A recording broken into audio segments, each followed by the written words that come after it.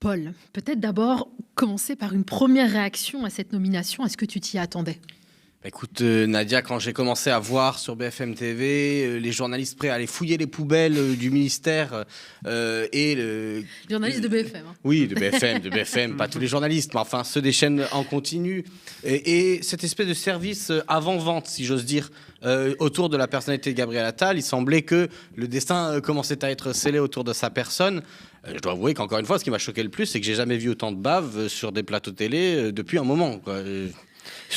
Depuis l'élection d'Emmanuel Macron, je pense. D'accord. Alors la gauche avait été unanime mardi. Elle avait réclamé un vote de confiance du Parlement, comme dans toutes les démocraties. C'est ce qu'elle avait déclaré. Ce vote n'aura bien sûr jamais lieu. Ah bah probablement pas. Ils avaient refusé de le faire déjà avec la nomination d'Elisabeth Borne.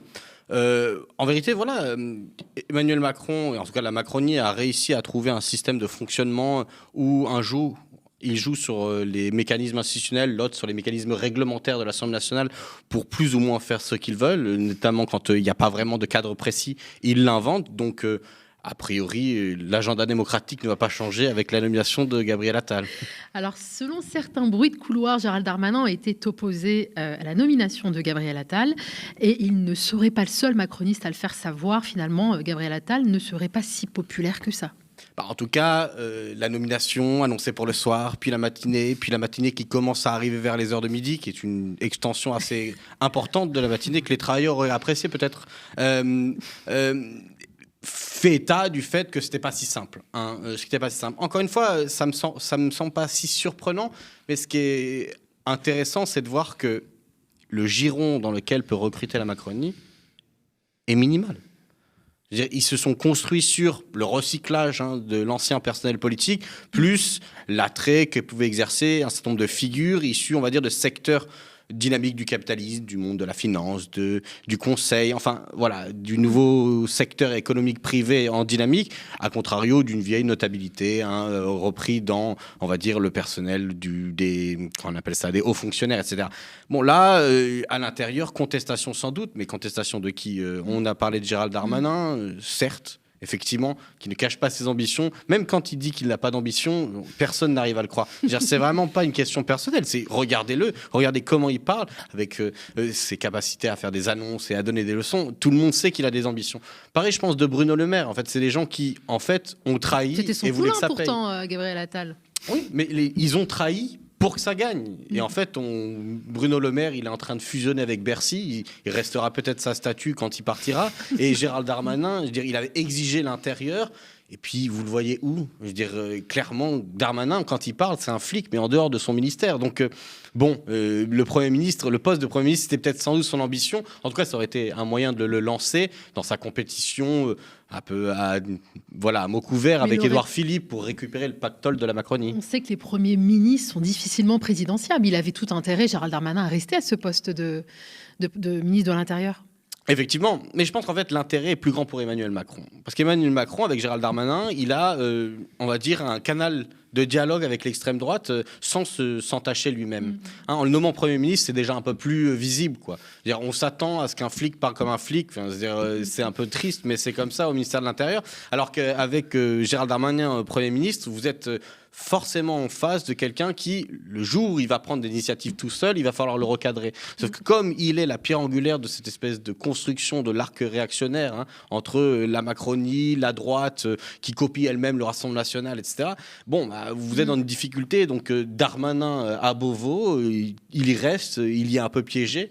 Et encore une fois, je pense qu'il y a, ça a été un peu dit dans la presse mainstream, mais je pense qu'il y a une vraie volonté pour l'instant de ne pas nommer d'héritier, de laisser voir qui c'est qui sera l'ambitieux, qui va pouvoir, encore une fois, essayer de choper le pactole. Et pourquoi je dis pactole, c'est qu'il y a un vrai enjeu de la recomposition du bloc de droite après Emmanuel Macron. Et donc, du coup, voilà, je suppose qu'ils n'étaient pas contents parce qu'il y a aussi en plus des réflexes de c'est un petit jeune, on va devoir se plier à l'ordre protocolaire alors que, voilà, leur ambition et leur ego sont frustrés. Gabriel Attal est ambitieux, lui aussi, et un fidèle macroniste. Alors qu'il était député dans les Hauts-de-Seine, il avait, on se souvient, symboliquement enfilé un gilet jaune pour aider à distribuer le courrier dans une résidence à Boulogne-Billancourt, une ville qui était très touchée par un mouvement de grève en 2018. Et il s'était également montré très critique à l'égard du mouvement des gilets jaunes. Voici ce qu'il déclarait sur BFM. Moins de monde et des violences. Et moi, je lis les deux. Je pense que parce que on voit bien que le mouvement s'essouffle, les violences, elles servent à quoi? Elles servent à faire parler de ce mouvement. Parce que on continue, les médias continuent à mettre en avant ce qui se passe le samedi. Et oui, ces violences, elles sont insupportables. Et elles doivent être condamnées à chaque fois qu'on en a l'occasion. Quand on regarde les chiffres, c'est plus 240% d'incendies volontaires sur des biens publics. C'est des dégradations de biens publics qui ont explosé. C'est des violences contre les forces de l'ordre, les dépositaires de l'ordre public qui explosent aussi. Et ça, on peut pas s'en accepter. Moi, j'accepterai jamais, et le gouvernement, la majorité n'acceptera jamais, qu'on considère que ces violences, ça devient une routine. À cette époque-là, il avait 29 ans, il était secrétaire d'État, mais il aurait pu être un parfait ministre de l'Intérieur aujourd'hui. Ah bah bien sûr, mais on le voit, briseur de grève, roqué pour pouvoir vilipender le BAPUP sur les plateaux de télé, parce que dans cette émission, vraiment, on le voit face à des gilets jaunes avec une pratique du mépris de classe qui est peut-être le symbole de la Macronie. Donc, à 29 ans seulement. Voilà, bon, on se demande s'il a jamais été jeune. Mais en tout cas, il a toujours été arriviste. Moi, je le sais, je ne l'ai pas fréquenté, mais de loin, dans mes années étudiantes à Sciences Po, c'était sa réputation. Avant qu'il arrive dans la pièce, tout le monde sentait son ambition. C'était un truc de fou.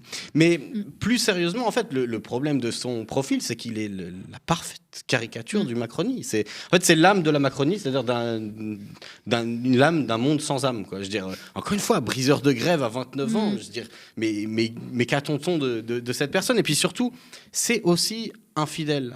Je veux dire, en fait, quand il était dans le début de sa vie politique, il était proche du Parti socialiste, enfin en tout cas dans le but d'obtenir un poste auprès de Marisol Touraine. À l'époque, à Sciences Po, il était dans les réseaux qu'on appelait strauss-kahniens. C'est-à-dire qu'ils ont organisé un réseau, ça s'appelait Génération DSK, 2 mois avant que Dominique Strauss-Kahn soit arrêté pour le fait d'avoir été accusé de violer Nafissatou Diallo, dans le Sofitel à New York, pardon.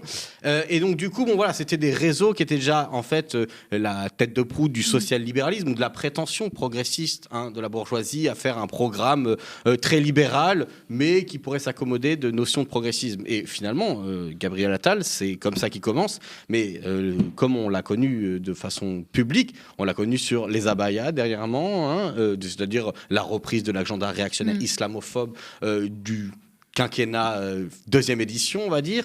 On l'a connu sur le fétiche de l'uniforme, c'est-à-dire une vision de l'éducation qui n'est pas portée sur... Une obsession pour le vêtement. Alors sans doute, mais en plus une obsession qui se propose comme une vision quand même de l'éducation qui n'est, encore une fois, pas une vision qui vient de la gauche. On ne parle pas émancipation, on ne parle pas connaissance, on parle autorité, on parle mise au pas, parce que le SNU, c'est aussi lui. Et d'ailleurs, on le voit, il a une volonté d'incarner une jeunesse, mais dire la jeunesse, en gros, on l'a vu soit la mettre en uniforme, soit faire soit vraiment adhérer à l'idée que finalement la jeunesse un peu agitée, elle est mieux en garde à vue, en procès ou sous le joug d'un LBD lorsqu'elle manifeste. Et c'est ça la Macronie, et Attal en fait l'incarne très très bien. On le présente déjà comme le plus jeune ministre de la Ve République, premier ministre ouvertement gay. On l'a compris, il n'incarne absolument pas le progressisme. Ah, mais c'est sûr, mais surtout, c'est ça qui est intéressant, c'est qu'on s'est dit, il nous avait donné les choix de ministres, et si vous voulez, en fait, personne ne les connaissait. Ils avaient tous en commun une chose, par contre, c'était des très proches d'Emmanuel Macron, des gens sur qui ils sentaient pouvoir compter, mais les autres n'avaient rien à vendre en termes d'image. Je veux dire, vraiment absolument rien. Il y a des gens, ils sont ministres. Moi, je suis l'actualité, je viens faire des chroniques là-dessus. Je me rappelle même plus ce qu'ils ont été. C'est un vrai problème. Et Gabriel Attal, c'est vrai qu'il a rempli son rôle de fidèle soldat. Puis on ne peut pas dire qu'il est mauvais. Il a été récompensé.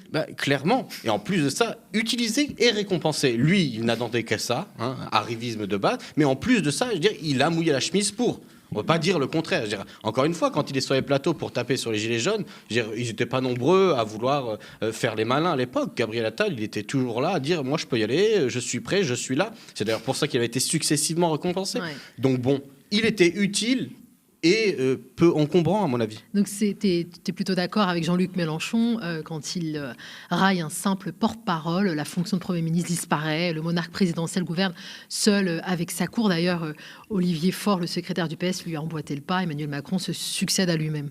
Oui, sans doute. En tout cas, c'est un clone, c'est une espèce de vision, de mini-lui assez détestable. D'ailleurs, même Marine Le Pen, alors ils font du pied au Rassemblement national, elle a quand même bien aussi clashé. Les Français ne peuvent rien espérer de Gabriel Attal. Oui, mais c'est général en vrai de la Macronie, malheureusement. Oui. D'ailleurs, même Gabriel Attal a joué de son jeune âge lors de son discours de passation de pouvoir. On écoute un extrait. Cela a été dit ces dernières heures, j'ai pu le lire ou l'entendre. Le plus jeune président de la République de l'histoire nomme le plus jeune Premier ministre de l'histoire. Je ne veux y voir qu'un seul symbole, celui de l'audace et du mouvement. Le symbole aussi et peut-être surtout de la confiance, celle accordée à la jeunesse, cette génération qui mérite que l'on se batte pour elle sans relâche. Ces derniers mois, j'ai consacré toute mon énergie à redonner espoir, à chercher à redonner espoir à cette génération, à ses parents, en œuvrant pour l'école de la République. Quelle est la stratégie en fait d'Emmanuel Macron? C'est marrant parce qu'il parle que de symboles, mais généralement quand on est beaucoup dans les symboles, on est rarement dans l'action. Bon, déjà, je suis obligé de commenter, désolé du propos sur le physique, mais on dirait quand même sa jeunesse a une tête de croque-mort. Enfin, je dirais, regardez-moi, même dans l'accoutrement, dans la posture, on sent que c'est quelqu'un qui connaît les codes de la communication. Mais je veux dire, quelle jeunesse peut pouvoir croire qu'elle se représente dans Gabriel Attal, de la même manière qu'Elisabeth Borne avait dit « J'espère que toutes les petites filles vont rêver d'un avenir en politique grâce à ma présence ». C'est-à-dire une personne qui a eu pour vocation principale de répéter 49.3, 49.3. Mais donc, bon, quelle est la stratégie? Encore une fois, je veux dire, le macronisme fonctionne sur la tentation de maintenir l'illusion de 2017. L'illusion du social-libéralisme, l'illusion d'un progressisme dynamique jeune, alors que son organisation politique a énormément évolué, à commencer par sa base électorale. Je rappelle qu'en 2022, 41% des plus de 60 ans ont voté Emmanuel Macron. La Macronie, c'est les vieux, aisés, dotés en patrimoine. Donc Emmanuel Macron, il peut nommer Gabriel Attal si vous voulez, mais ça sera un gouvernement pour les vieux, et avec ce que pensent les personnes âgées dans ce pays, qui sont généralement plus de droite, beaucoup plus dotés, aisés parce que les pauvres meurent plus vite, et réellement réactionnaires en ce qui concerne la question antiraciste en France. Je te posais la question, la stratégie d'Emmanuel Macron, parce que pour le constitutionnaliste Benjamin Morel, Gabriel Attal est le signe d'une stratégie très offensive en vue des élections européennes de juin où l'extrême droite est donnée gagnante en France. Est-ce que tu souscris à cette analyse? En tout cas, c'est le dernier joker. Encore une fois, ils n'avaient personne d'autre.